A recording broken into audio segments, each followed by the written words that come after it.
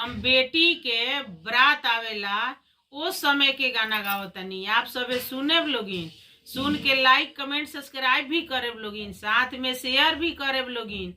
पापा दुआरा पर आइले बाराते, पापा पापा दुआरा पर आइले बाराते, पापा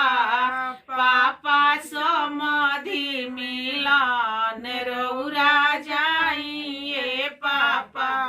पापा समाधि मिलन रौरा जाइए, पापा बेटी हथवा के नइखे पियर धोतिया,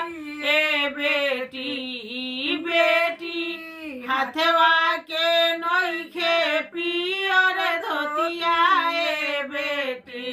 बेटी समाधि मिलन कैसे जाइए, बेटी बेटी समाधि मिलन कैसे जाइए, बेटी पापा हथवा के ले ली पान को सैली, ए पापा पापा हथवा के ले ली पान को सैली, ए पापा पापा समाधि मिलन रौरा जाइए, पापा भैया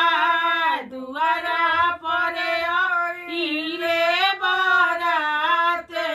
भैया भैया दुआरा पर आइले बाराते, भैया भैया जी जा मिलन रौरा जाइए, भैया भैया जी जा मिलन रौरा जाइए, भैया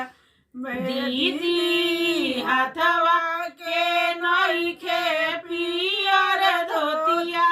ए दीदी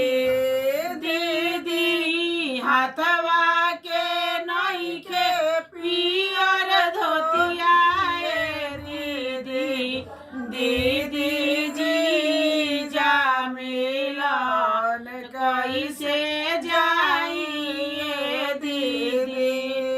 भैया हथवा के ले ली पान को सैली, भैया भैया हथवा के ले ली पान को सैली, ए भैया भैया जी जा में